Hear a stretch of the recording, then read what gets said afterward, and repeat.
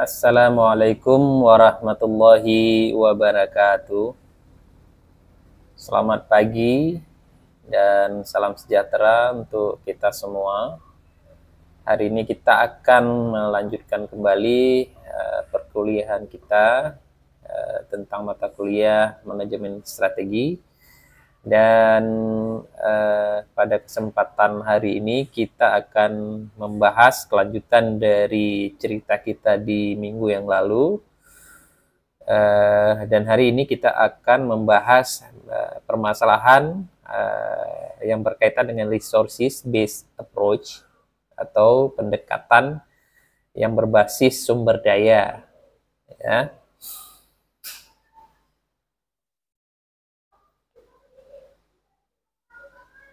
Baik, adik-adik semua, ya, sebagaimana yang telah kita bahas sebelumnya di perkuliahan terdahulu, bahwa manajemen strategis itu adalah proses yang melibatkan perumusan implementasi, ya, dan evaluasi keputusan strategis yang tentunya kita buat dalam rangka untuk mencapai tujuan jangka panjang perusahaan, ya. Jadi pada dasarnya manajemen manajemen strategis membuat atau melibatkan langkah-langkah yang mengarah pada seluruh sumber daya organisasi guna mencapai keunggulan kompetitif yang terus berkelanjutan, ya. Jadi dalam proses ini perusahaan tidak hanya mengidentifikasi peluang di pasar, tetapi juga memanfaatkan kekuatan internal mereka yang bisa dimanfaatkan untuk mendapatkan peluang-peluang tertentu, ya. Jadi di dalam proses pembentukan manajemen strategi ini ada hal-hal yang berkaitan dengan lingkungan. Lingkungan itu ada yang berbasis pasar, ya. Jadi kita melakukan identifikasi lingkungan eksternal yang berbasis pasar, yang dimana materi ini telah kita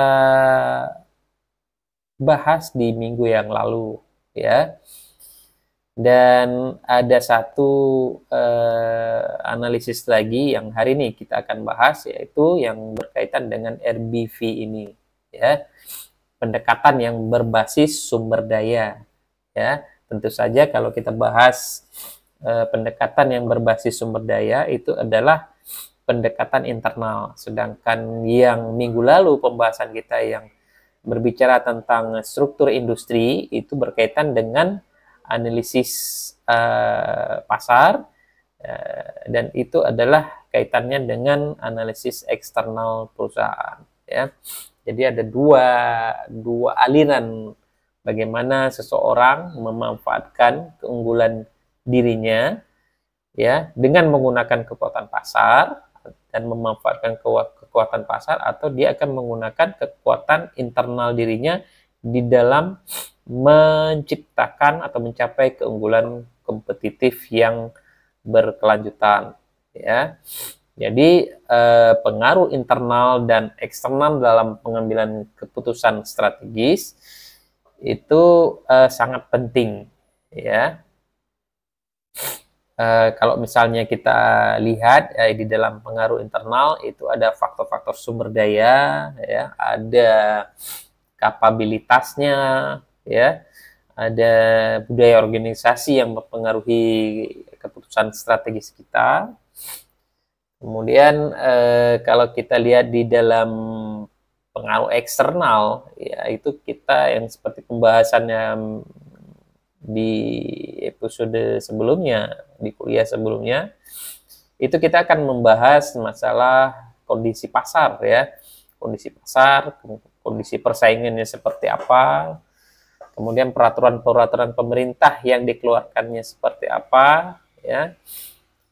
Sehingga akan sangat mempengaruhi kita di dalam merancang strategi kita, ya. Kemarin juga kita bahas masalah yang berkaitan dengan 5 kekuatan Porter, dan itu sangat penting untuk hal-hal yang berkaitan dengan pengaruh eksternal, ya. Jadi manajemen strategis itu dikatakan baik apabila dia mampu mengintegrasikan pengaruh-pengaruh internal dan eksternal yang telah kita identifikasi agar dapat menciptakan keputusan yang optimal bagi organisasi, ya.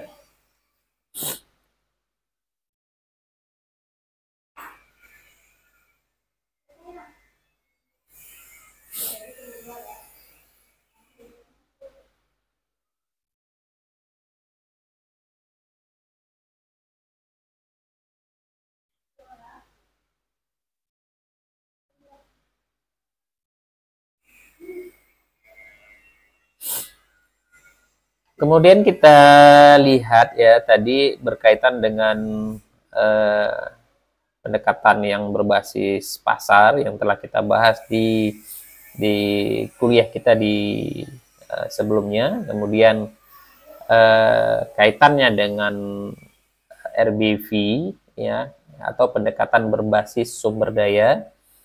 Yang kedua hal ini tentu saja berbeda. Berbasis pasar itu adalah sesuatu yang bersifat eksternal, sedangkan RBV atau pendekatan berbasis sumber daya itu yang berkaitan dengan internal perusahaan kita atau organisasi kita. Jadi mengapa ada satu pernyataan mengapa terjadi pergeseran yang dari sumber daya internal sebagai sumber keunggulan kompetitif, yang di episode sebelumnya kita menganggap bahwa kekuatan eksternal itu merupakan salah satu pembentuk strategi-strategi kita, ya. Dan di dalam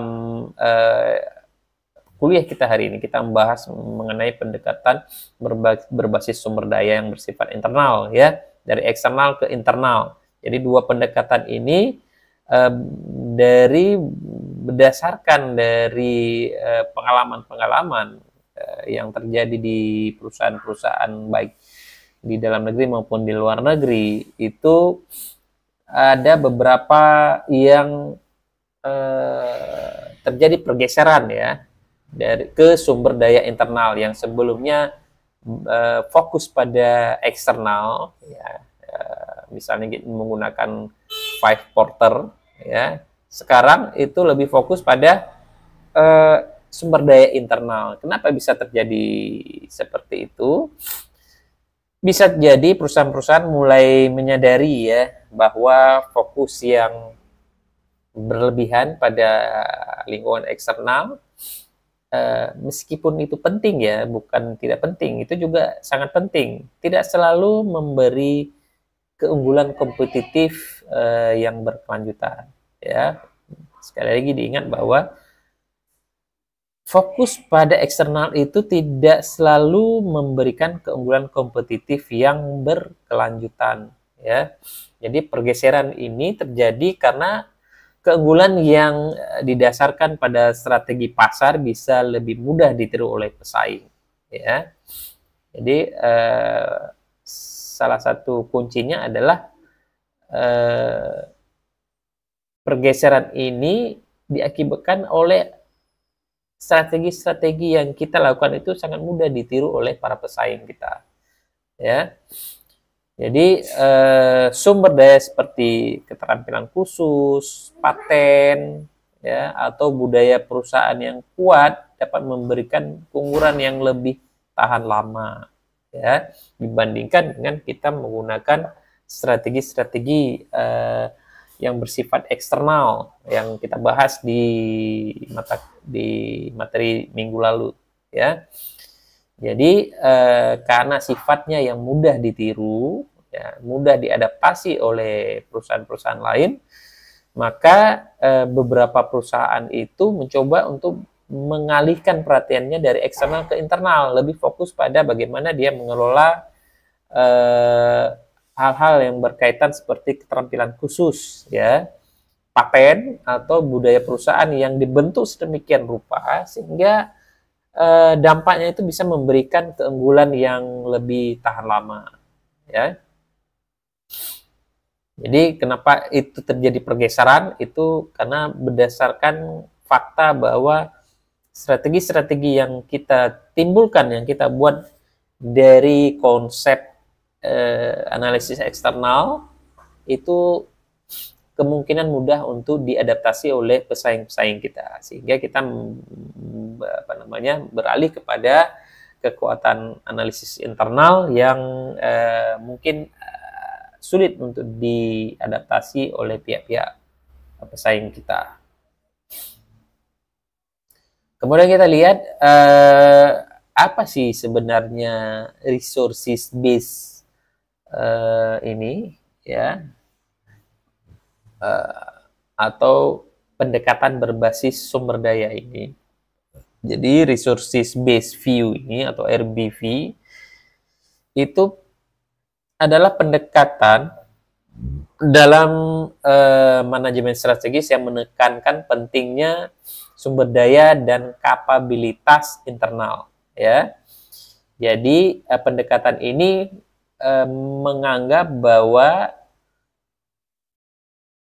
sumber daya dan kapabilitas internal itu sangat penting dan memegang peranan penting di dalam menciptakan keunggulan bersaing, ya, dan itu merupakan kunci utama, ya, adik-adik semua, ya.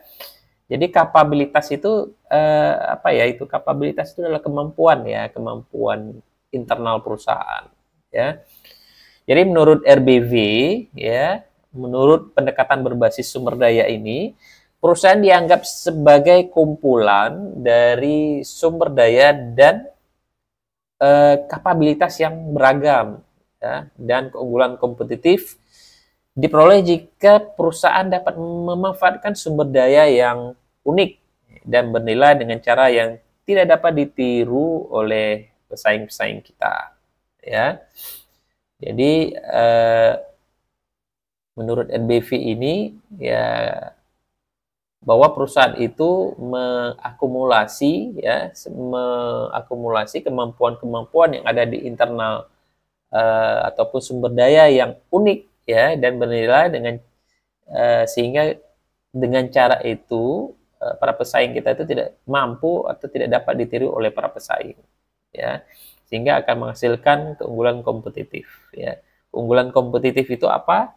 Keunggulan kompetitif itu adalah keunggulan kita di dalam bersaing dengan para pesaing kita, ya. Jadi mungkin sedikit kita lihat sejarah dari asal-usul kontributor utama, ya, bagaimana munculnya pendekatan RBV ini. Itu diperkenalkan oleh J. Barney dan Warnell Fed 84, ya. Beliau mempublikasikan satu artikel yang berjudul Resources Based View the Firm, ya.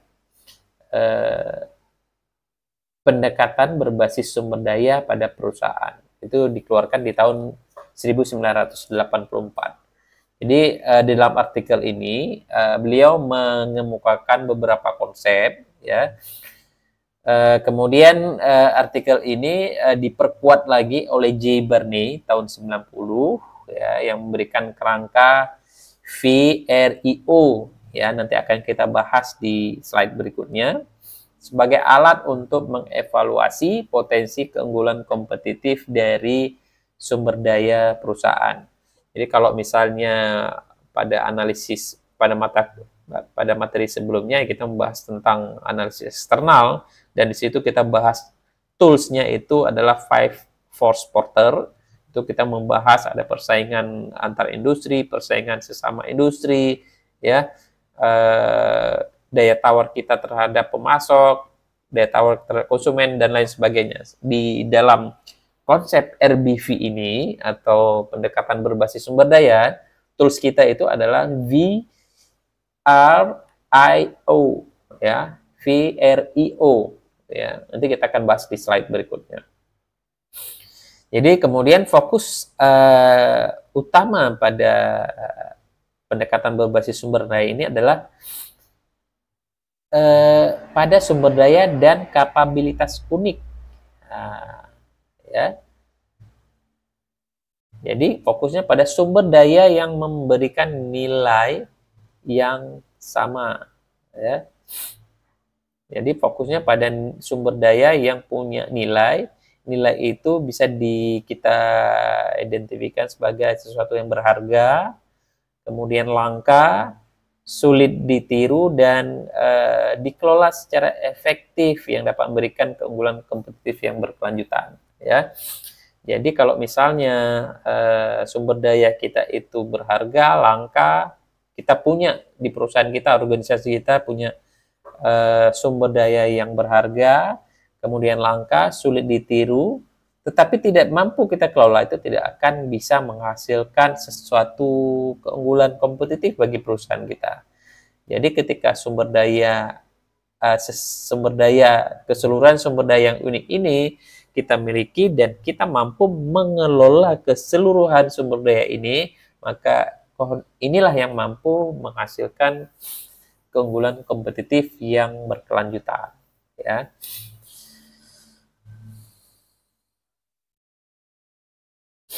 Nah, berikutnya di dalam konteks RBV kita mengenal beberapa jenis sumber daya, ya. Ada sumber daya berwujud, ya.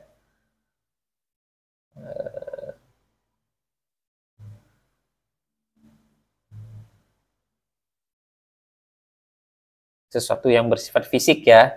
Ada bangunan, mesin, teknologi, ya. Sesuatu yang bersifat fisik itu masuk dalam kategori jenis sumber daya dalam konteks RBV, ya. Peralatan, gedung, teknologi, ya, itu semua masuk dalam kategori dari sumber daya fisik, ya. Kemudian ada juga sumber daya yang bersifat tidak berwujud. Yang tadi berwujud, ada yang bersifat tidak berwujud, ya. Itu adalah aset yang tidak dapat dilihat secara fisik, seperti merek, ya, kekayaan intelektual, paten, hak cipta, dan hubungan pelanggan, ya, yang kita punya.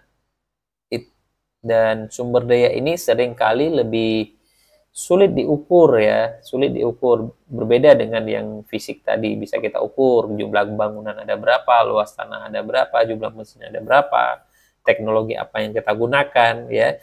Kalau sumber daya tidak berwujud ini akan sangat sulit sekali kita deteksi bagaimana kita mengukurnya. Jadi dan ini sumber daya ini menjadi salah satu penentu bagi perusahaan kita di dalam mendapatkan keuntungan bersaing, ya. Kemudian ada sumber daya manusia, ya. Ini mencakup keterampilan, pengetahuan, pengalaman, ya, kreativitas karyawan, ya. Sumber daya manusia adalah salah satu aset paling berharga bagi perusahaan, ya.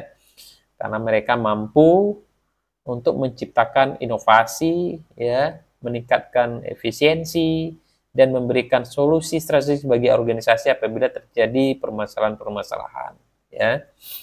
Jadi ini sangat penting bagi perusahaan. Dan yang berikutnya adalah kapabilitas organisasi, ya. Jadi kita ada bahas masalah fisik, ya, kemudian kita bahas manusianya yang berkaitan tentang bakat, pengalaman, kepemimpinan, ya. Kemudian kedua hal ini harus bisa kita organisasikan, harus bisa kita atur, harus bisa kita manage di dalam konsep kapabilitas organisasi, ya. Unsur fisik dan unsur dari non-fisik itu tidak akan bisa menghasilkan nilai apabila kita tidak mampu mengelolanya, ya, di dalam konsep kapabilitas organisasi. Jadi proses di dalam mengatur manusia, mengatur yang non-fisik, kemudian rutinitas dan budaya perusahaan itulah yang menjadi bagian dari kapabilitas organisasi, ya. Jadi konsep kapabilitas organisasi ini yang mencakup proses, rutinitas budaya itu memungkinkan perusahaan untuk menjalankan strateginya dengan efektif ya. Tanpa ini mungkin tidak akan mampu mengakomodir keunggulan-keunggulan misalnya fisik, keunggulan-keunggulan non fisik yang ada di dalam perusahaan kita ya. Oke. Nah, berikutnya kita lihat konsep VRIO. Apa itu VRIO? VRIO itu yang pertama adalah valuable atau bernilai ya. Apakah sesuatu itu memberikan keunggulan kompetitif ya. Jadi sumber daya yang berharga adalah aset yang memberikan keunggulan kompetitif bagi perusahaan ya. Jika sumber daya dapat menciptakan nilai ya yang signifikan ya, jika sumber daya itu bisa menciptakan nilai yang signifikan baik melalui pengurangan biaya, peningkatan kualitas atau peningkatan inovasi, maka sumber daya tersebut dianggap bernilai atau berharga ya. Misalnya kita ambil contoh teknologi yang inovatif ya, yang meningkatkan efisiensi produksi akan memberikan perusahaan keunggulan di pasar ya. Contohnya seperti itu. Kemudian yang kedua R itu rare atau jarang atau langka ya. Apakah sumber daya kita itu langka atau unik ya. Sumber daya yang langka adalah yang tidak dimiliki secara luas oleh pesaing kita ya. Pesaing kita itu tidak punya sumber daya ini. Jadi bisa dikatakan jarang atau unik sumber daya kita. Jadi semakin sedikit perusahaan yang memiliki sumber daya tertentu, semakin tinggi potensi keunggulan kompetitif yang dapat kita peroleh dari sumber daya tersebut. Ya, misalnya jika sebuah perusahaan memiliki paten yang unik ya, atau merek yang unik atau konsep produk yang unik yang kita patenkan yang tidak dimiliki oleh perusahaan atau pesaing lain, maka itu dapat memberikan posisi yang kuat di pasar. Ya. Itu contohnya. Kemudian yang ketiga adalah imitable. Ya. Apakah mudah ditiru oleh pesaing? Ya, sumber daya yang sulit ditiru adalah aset yang tidak dapat dengan mudah direplikasi oleh pesaing ya. Jadi hal ini dapat disebabkan oleh kekuatan hubungan yang telah dibangun ya, bisa karena kompleksitas sosial dalam organisasi kita ya. Sebagai contoh reputasi merek ya contohnya ya, yang dibangun selama bertahun-tahun yang tidak dapat ditiru hanya dengan investasi modal. Misalnya Sampurna ya, apabila ada perusahaan yang ingin membangun rokok seperti Sampurna, dia akan sangat-sangat sulit sekali menyamai keunggulan yang dimiliki oleh merek Sampurna Mile misalnya. Ya, itu contohnya. Ya, inimitable. Oke. Kemudian organize ya, terorganisir ya. Jadi apakah perusahaan itu terstruktur untuk memanfaatkan sumber daya yang ada? Itu menjadi sebuah pertanyaan bagi kita ya. Jadi perusahaan harus memiliki struktur yang tepat untuk memanfaatkan sumber daya yang ada ya, sumber daya yang bernilai, sumber daya yang langka atau unik, sumber daya yang tidak bisa ditiru oleh pesaing ya. Tanpa ada kemampuan kita melakukan melakukan pengorganisasian terhadap unsur-unsur sumber daya, maka kita mustahil untuk bisa mendapatkan keunggulan bersaing ya. Jadi contohnya misalnya perusahaan yang memiliki struktur tim yang efisien dan proses pengambilan keputusan yang cepat dapat lebih baik memanfaatkan sumber daya yang mereka miliki, ya. Jadi kalau timnya kurang efisien, timnya kurang mampu untuk mengorganisir sumber daya ada, maka itu akan sangat merugikan bagi perusahaan kita. Ya, ini kita lihat contoh ya bagi di salah satu perusahaan, misalnya kita ambil contoh Apple, ya. Bagaimana Apple itu memiliki sumber daya yang bernilai, berharga, ya, seperti konsep dari VRIO, ya. Bagaimana Apple ini punya sumber daya yang berharga seperti inovasi produk, ya, desain yang menarik, reputasi merek yang kuat, ya. Jadi sumber daya ini telah digunakan secara efektif untuk membangun keunggulan kompetitif di pasar teknologi. Ya, dia punya value, dia sumber dayanya unik, rare, ya, langka. Kemudian dia punya inimitable, ya, sulit ditiru teknologi-teknologi dia. Kemudian dia punya konsep satu lagi yang paling penting adalah organize, ya.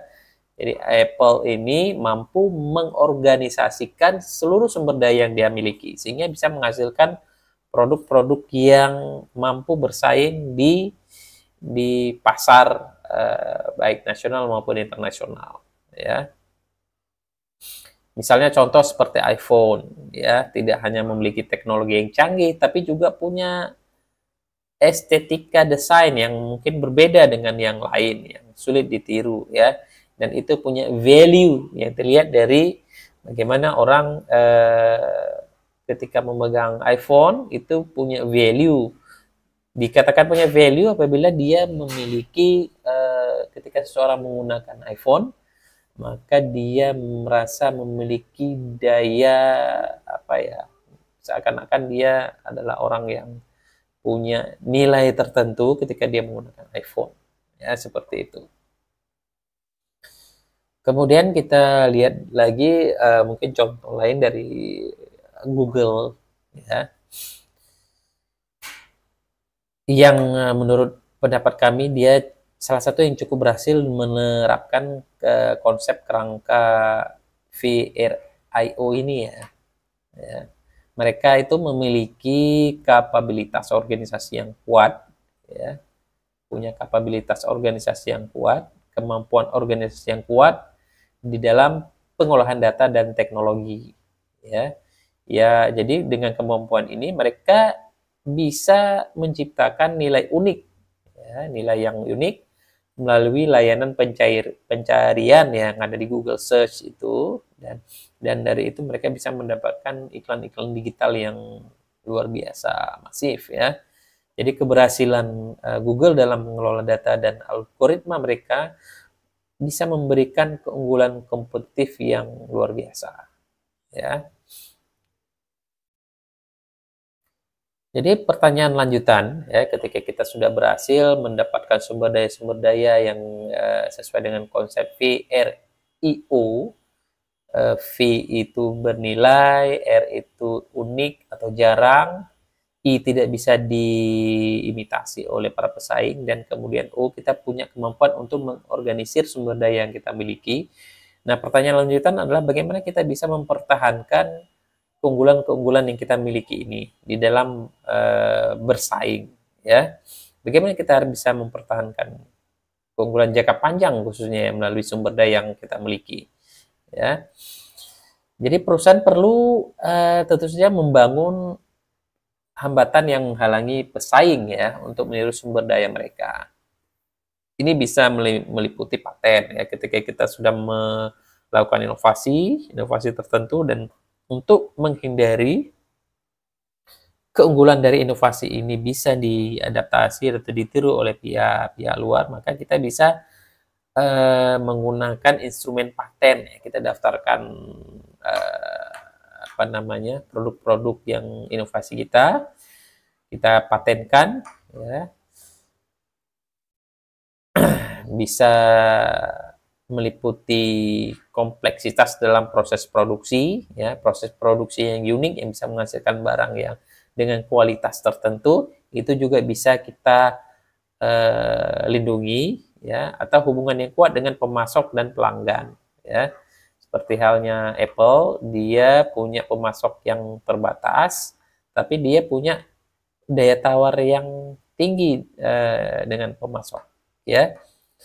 Jadi dia berhasil membina hubungan yang kuat dengan pemasok eksklusif sehingga dia bisa mempertahankan keunggulannya, ya.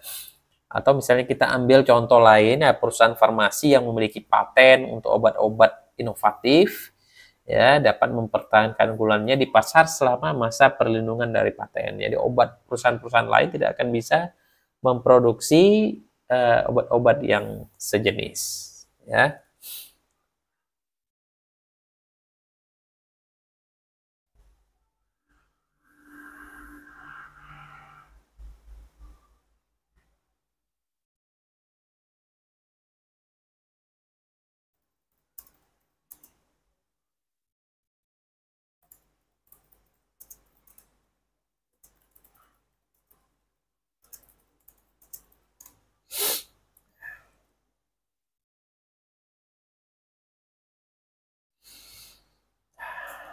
Oke, baik.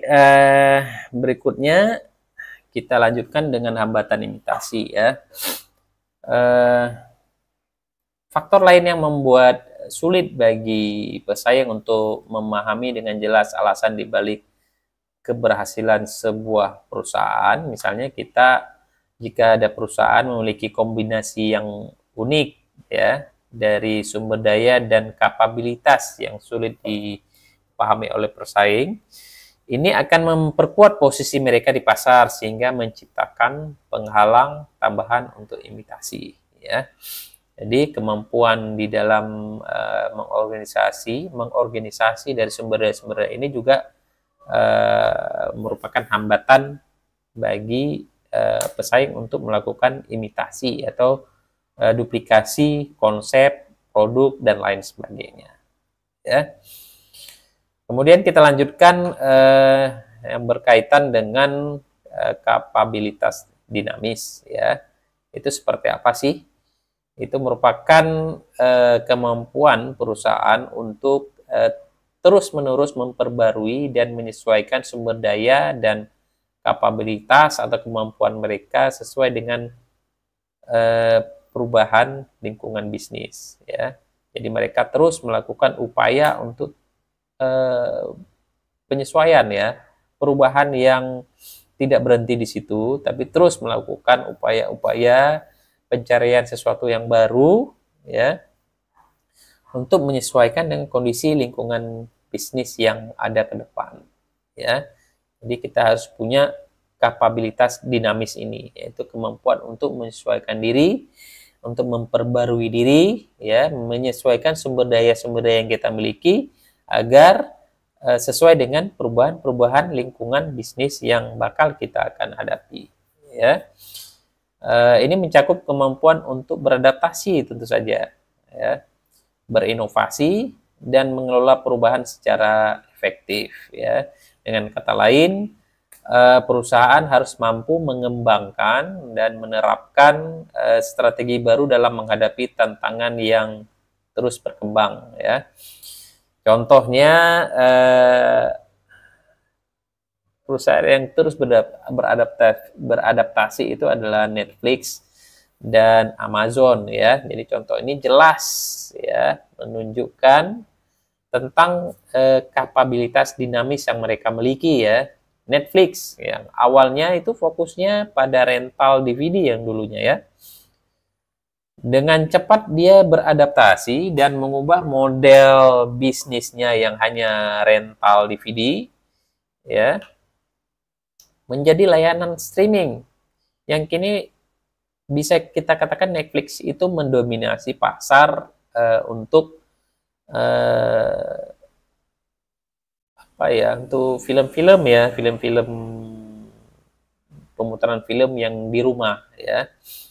Jadi mereka bisa mampu mentransformasikan bisnis awalnya yang hanya sekedar rental DVD, kemudian berubah menjadi layanan streaming yang fokus pada film-film dari lama sampai dengan yang terbaru, ya.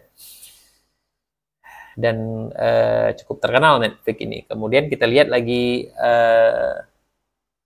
Amazon, ya, bagaimana dia merubah dari retail biasa menjadi retail online, ya, dengan memanfaatkan situasi dan kondisi yang terkini, ya.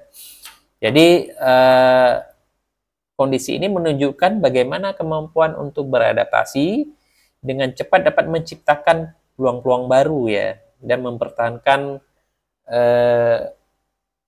keberadaannya ataupun relevansinya di dalam industri yang tentu saja industri itu cepat sekali berubah, ya, tidak ada yang tetap, ya.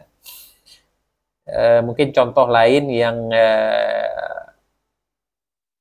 sedikit tidak memiliki kapabilitas dinamis itu contohnya misalnya Fujifilm, Kodak, ya, mungkin dia tidak mampu mendapatkan satu kemampuan kapabilitas dinamis sehingga dalam konsep fotografi, ya, mereka sudah kurang mampu untuk bisa beradaptasi. Contoh lain adalah Nokia, ya. Mereka tidak bisa membaca kondisi lingkungan bisnis sehingga mereka pun mengalami kemunduran, ya. Contoh yang lain adalah BlackBerry, ya, yang dulunya mendominasi pasar dan pada akhirnya tidak ada satupun di antara kita itu menggunakan produk BlackBerry. Bayangkan mungkin sekitar 10 tahun yang lalu atau 15 tahun yang lalu ketika kita ingin membeli handphone, BlackBerry menjadi salah satu pertimbangan bagi kita untuk bisa menggunakan teknologi yang terbaru, ya, yang dikenal dengan konsep BlackBerry BB, ya, BB, berapa BB-mu dan lain sebagainya. Oke,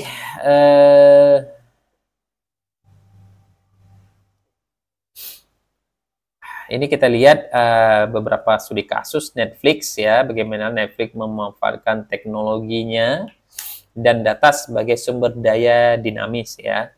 Sebagai sebelumnya telah kita bahas dan telah kita ceritakan sebelumnya bahwa Netflix itu pada dasarnya adalah konsep toko retail rental DVD, ya, dan kemudian dia bisa memanfaatkan teknologi sehingga dia bisa merubah konsep bisnisnya yang dari rental fisik DVD ke streaming, ya. Jadi Netflix ini tidak hanya mengikuti tren, ya, tapi juga menciptakan tren baru. Jadi nonton dengan streaming, tren baru, ya. Pada saat itu belum ada satupun perusahaan yang punya pandangan yang serupa, tapi Netflix bisa memanfaatkan teknologi untuk menciptakan inovasi baru, yaitu menonton tanpa harus merental fisik, ya. Jadi menonton secara streaming. Dia berhasil menciptakan tren, ya, tapi juga menciptakan bagaimana dia bisa merubah pola kebiasaan orang di dalam rental DVD secara fisik menjadi nonton secara streaming, ya. Itu juga merupakan kekuatan bagi Netflix, ya.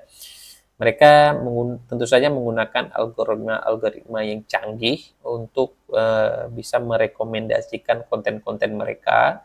Seperti halnya YouTube, ya, kalau kita misalnya terbiasa menonton tentang pelajaran-pelajaran manajemen strategi atau menonton film, itu tentu saja ketika kita buka YouTube berikutnya atau keesokan harinya, maka banyak sekali rekomendasi-rekomendasi yang sejenis dengan tontonan kita sebelumnya, ya, itu yang disebut dengan algoritma yang canggih, ya. Jadi bisa mampu merekomendasikan konten-konten yang sesuai dengan kebiasaan kita, ya. Ya, kemudian kita lihat dari kemampuan kapabilitas dinamis dari Netflix, ya. Netflix ini terus-menerus memperbarui teknologinya ya, dan meningkatkan algoritma yang teknik bagaimana dia bisa merekomendasikan video-video yang sejenis sesuai dengan preferensi dari para pelanggannya ya.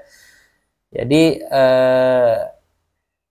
tentu saja hal ini tidak serta-merta bisa dia peroleh dengan mudah. Netflix ini dia harus menginvestasikan atau mendapatkan data-data penggunanya ya. Jadi Netflix ini tentu saja berhasil mempertahankan posisi terdepan dalam industri hiburan ya, dan menunjukkan bagaimana kapabilitas dinamis dapat diimplementasikan dengan efektif ya. Sekali lagi, kapabilitas dinamis adalah kemampuan ya, perusahaan di dalam beradaptasi dengan lingkungan bisnis yang baru dan yang akan datang ya.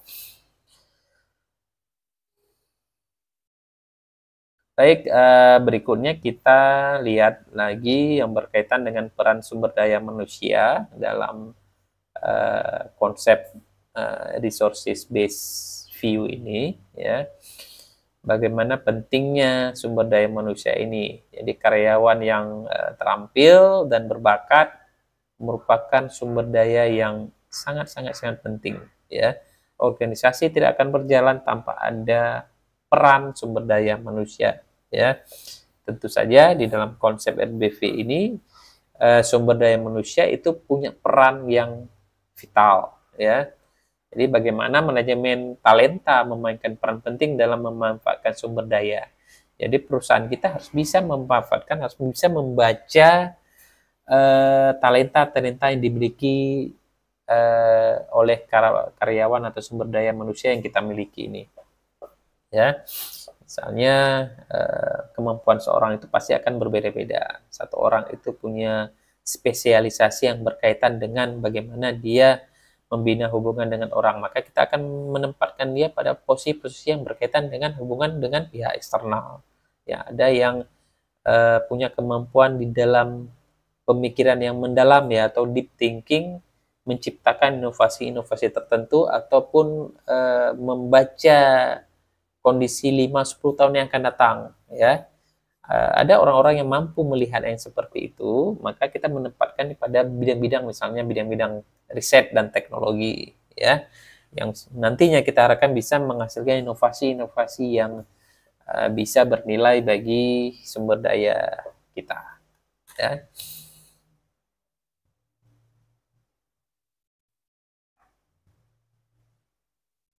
Nah, berikutnya tentu saja karyawan dan sumber daya ini itu bisa bertumbuh, pengetahuannya itu bisa bertumbuh sendiri dan juga bisa bertumbuh seiring dengan langkah perusahaan di dalam meningkatkan kemampuan dan kapabilitas si karyawan tersebut ya. Tentu saja kita harus melakukan investasi pada karyawan tersebut dengan memberikan pengembangan, keterampilan, pelatihan dan lain sebagainya ya, sehingga bisa menciptakan, meningkatkan kapabilitas yang dimilikinya dan dalam rangka untuk melihat tantangan dan bagaimana bisa menciptakan inovasi-inovasi baru. Tentu saja perusahaan atau organisasi yang kita kelola itu harus bisa menginvestasikan sejumlah nilai tertentu pada bidang sumber daya manusia ini ya. Karena peran sumber daya manusia itu dalam konsep RBV ini sangat vital ya adik-adik semua ya. Kemudian berkaitan dengan manajemen talenta ya. Jadi proses perekrutan itu juga sangat penting menjadi perhatian kita ya. Jadi proses perekrutan dan pengembangan karyawan harus mendukung strategi RBV ini ya. Perusahaan yang berhasil mengelola talenta dan memfasilitasi pertumbuhan karyawan ya, pertumbuhan pemikiran karyawan ya, cenderung lebih sukses dalam jangka panjang ya. Jadi kalau misalnya perusahaan-perusahaan itu tidak memperhatikan bagaimana perkembangan karyawannya atau sumber daya manusia ini dalam jangka panjang, itu cenderung tidak akan sukses ya. Jadi kalau kita mau sukses, maka kita harus mengelola karyawan ini dalam hal kemampuan, talenta, dan lain sebagainya. Jadi ini juga melibatkan penciptaan budaya ya, budaya yang mendukung kolaborasi dan pembelajaran berkelanjutan di dalam organisasi atau perusahaan kita. Ya, gitu adik-adik ya. Selanjutnya kita lihat pentingnya sumber daya tidak berwujud ya. Nah, misalnya contoh aset tidak berwujud itu adalah merek, reputasi, paten ya. Jadi yang itu sesuatu yang tentu saja yang sangat berharga ya, yang tidak berwujud. Jadi sumber daya ini sulit untuk diukur, tapi dapat memiliki dampak yang signifikan bagi organisasi kita, ya, bagi keberhasilan organisasi kita. Jadi merek yang kuat dapat menarik pelanggan tentu saja ya, dan menciptakan loyalitas. Sedangkan hak paten memberikan perlindungan hukum untuk inovasi, ya. Kemudian yang menjadi perhatian kita berikutnya adalah kesulitan dari replikasi ya, bagaimana pesaing-pesaing kita sulit untuk meniru hasil-hasil apa yang telah kita peroleh, baik itu produk ataupun jasa yang kita tawarkan ya. Karena sifatnya yang unik dan sulit diukur, sumber daya tidak berwujud seringkali menjadi sumber utama keunggulan kompetitif kita. Jadi misalnya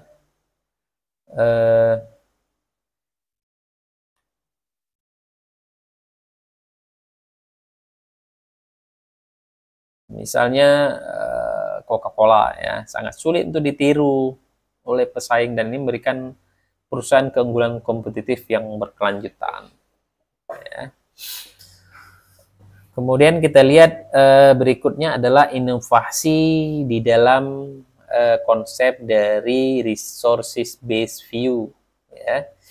Jadi bagaimana inovasi itu memiliki peran di dalam keunggulan bersaing yang ada di dalam organisasi atau perusahaan kita ya. Jadi bagaimana peran inovasi sebagai suatu sumber daya ya, inovasi merupakan tentu saja salah satu sumber daya yang penting dalam konteks RBV ya. Kalau misalnya kita lihat perusahaan-perusahaan sekelas Tesla ya, adik-adik semua pasti tahu ya, Tesla yang menciptakan mobil, yang menciptakan Starlink. Tahu adik-adik Starlink ya? Starlink itu adalah layanan data internet tanpa ada menggunakan kabel ya. Jadi kita tinggal beli alat, kita pasang di atap rumah kita atau di luar, dan kita bisa langsung streaming online dengan menggunakan alat Starlink tersebut ya. Jadi tidak perlu menggunakan IndiHome atau paket WiFi dan lain sebagainya. Ya, dan ini merupakan salah satu inovasi yang luar biasa di Tesla, dan ini juga merupakan ancaman bagi siapa? Bagi IndiHome ya, Telkom ya. Jadi bagaimana Tesla dan contoh sebelumnya itu adalah Apple bisa menciptakan inovasi yang bisa, jadi kedua perusahaan ini ya menempatkan inovasi sebagai salah satu kunci keberhasilan perusahaannya ya. Jadi sumber daya vital bagi kedua perusahaan ini adalah inovasi ya. Melalui inovasi ya, tentu saja inovasi produk atau jasa, dan tentu saja proses ya, proses. Perusahaan dapat menciptakan nilai baru bagi pelanggan ya, dan mempertahankan posisi pasar yang kuat. Ya, bagaimana peran Starlink di dalam memanfaatkan aksesibilitas internet misalnya. Misalnya di kampung-kampung tidak ada akses IndiHome dan lain sebagainya, mereka bisa memanfaatkan Starlink tersebut ya, tanpa ada kabel, tanpa ada apa. Di tengah hutan kita bisa menggunakan Starlink ya. Jadi Mengapa inovasi itu menjadi sesuatu hal yang penting? Ya, jadi inovasi memungkinkan perusahaan untuk menciptakan produk dan layanan baru yang tidak mudah ditiru oleh para pesaing kita. Ya, jadi ini juga bisa membantu perusahaan untuk beradaptasi ya dengan perubahan kebutuhan pelanggan dan tren pasar tentunya, dan menjaga relevansi ya mereka dalam industri yang kompetitif, yang persaingan yang luar biasa saat ini ya. Itu ada dia sebagai contoh ya, inovasi teknologi dalam produk seperti smartphone itu tentu saja telah mengubah cara orang berinteraksi dan berkomunikasi ya.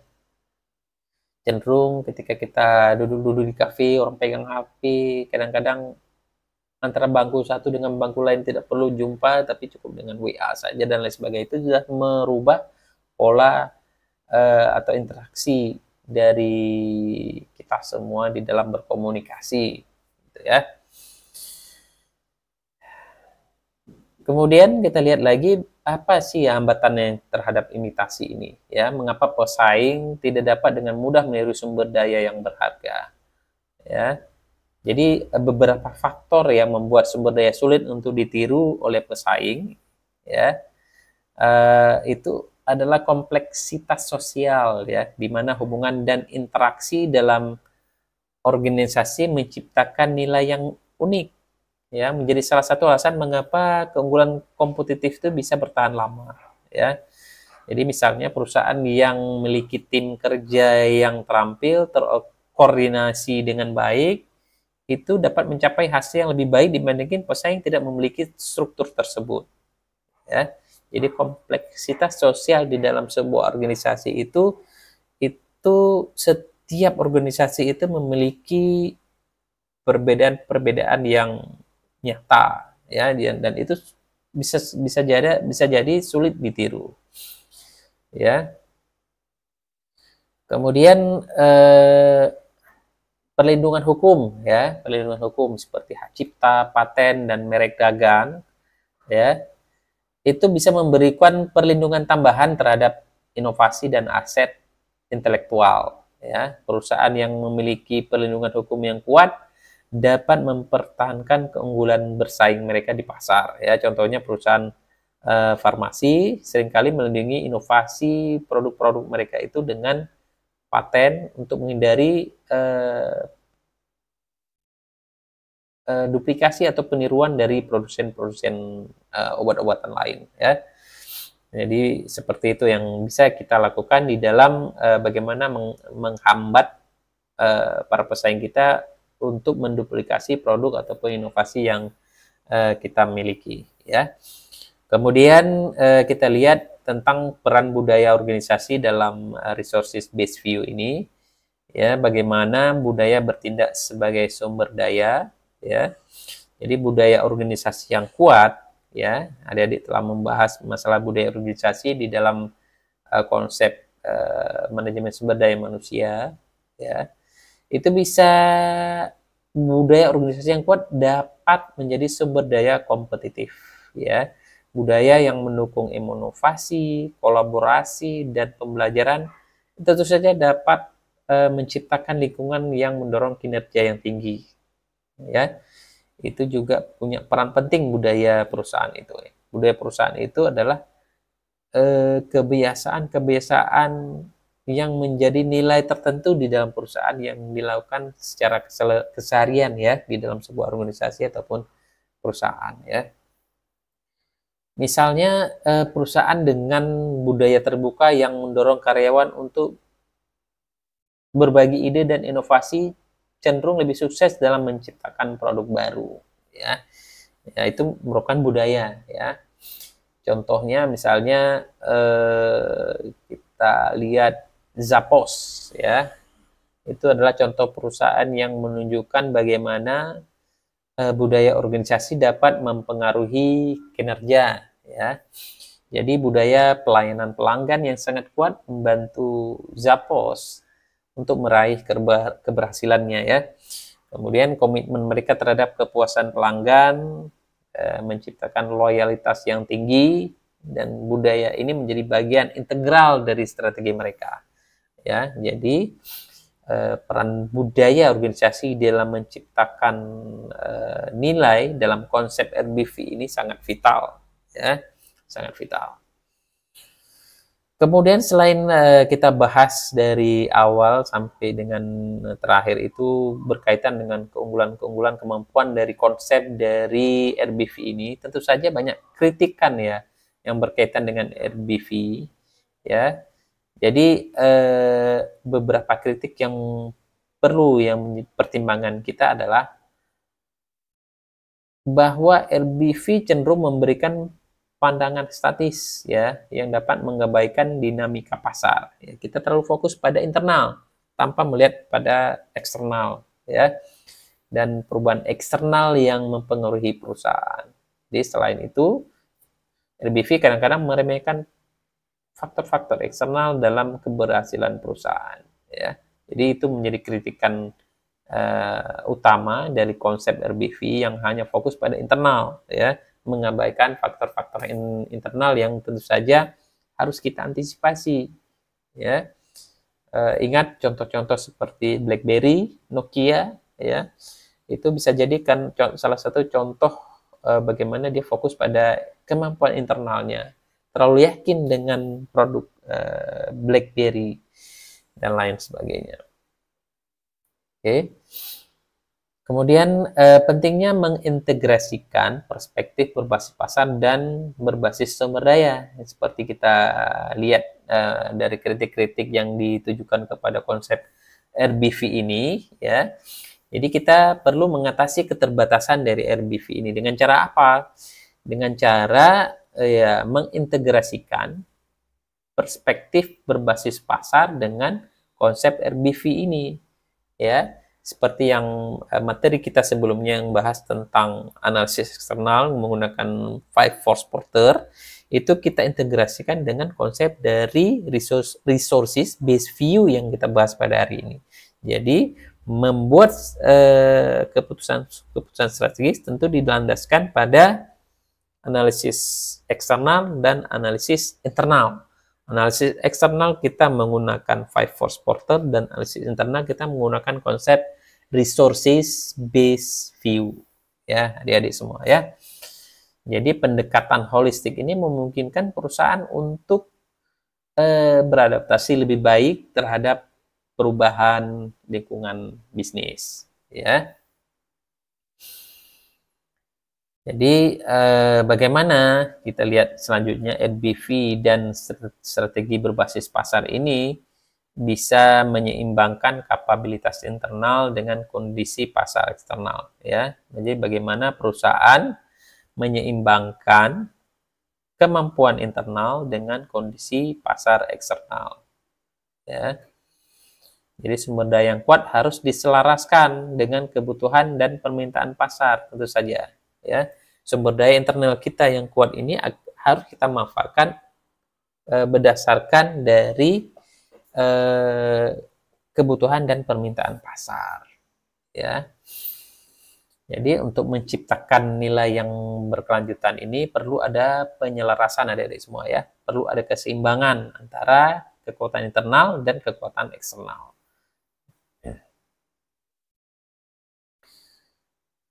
Jadi selanjutnya penyelarasan strategis antara sumber daya dan posisi pasar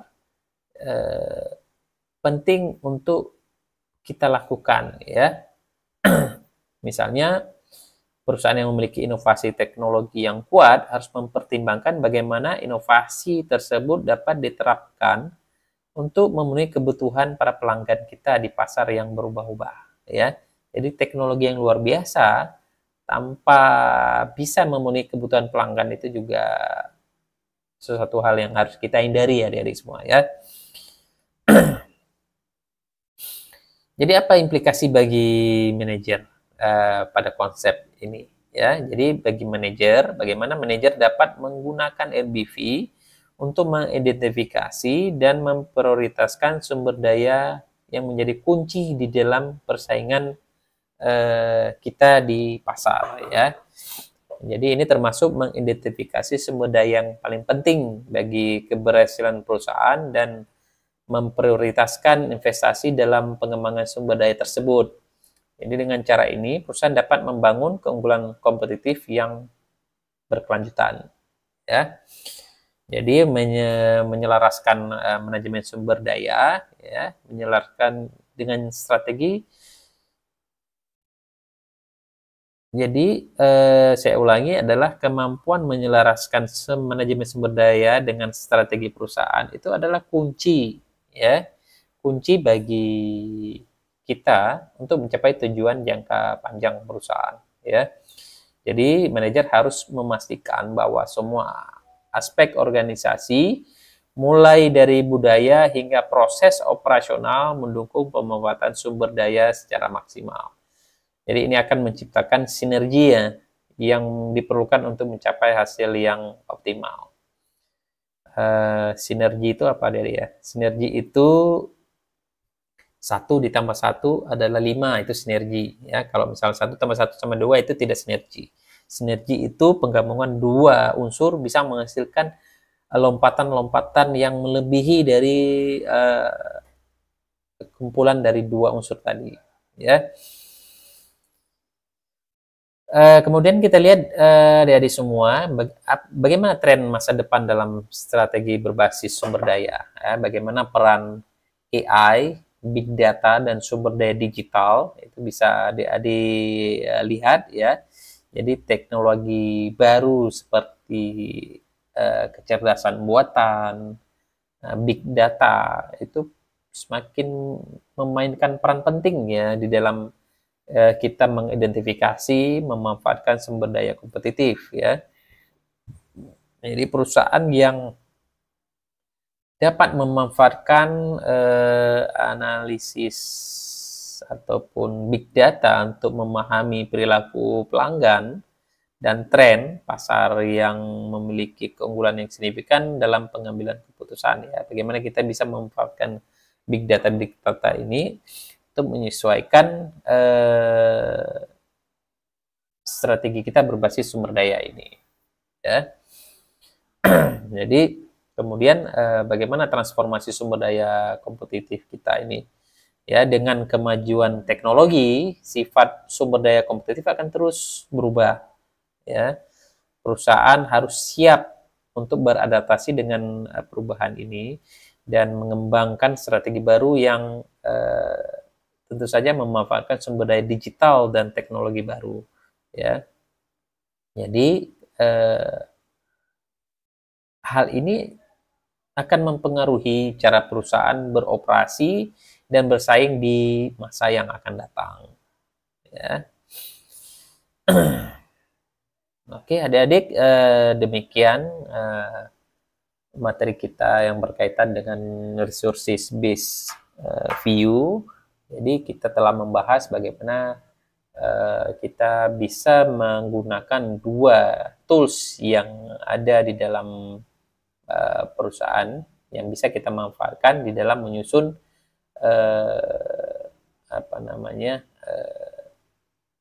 konsep-konsep dari manajemen strategis dalam upaya kita untuk bisa menciptakan perusahaan memiliki keunggulan bersaing di pasar ya. Jadi kuncinya kita tidak bisa fokus hanya pada internal, tapi kita bagaimana kita mampu menyelaraskan, menyeimbangkan antara dua konsep ini, ya, meningkatkan kapabilitas internal, ya, dalam upaya untuk menggunakan itu untuk menyesuaikan pada kekuatan analisis eksternal, ya. Jadi keseimbangan dua hal ini menjadi kunci utama keberhasilan dari konsep yang kita pelajari dari semua ya. Baik, demikian saja pertemuan kita pada kesempatan hari ini dan saya harapkan adik-adik membaca karena dalam waktu dekat mungkin kita akan melakukan review terhadap apa yang menjadi pembahasan kita selama ini ya. Demikian, lebih dan kurang saya minta maaf. Billahi taufik wal hidayah. Assalamualaikum warahmatullahi wabarakatuh. Jangan lupa absen di portal masing-masing dan di kolom komentar. Ya, selamat berjumpa kembali di materi yang akan datang. Terima kasih.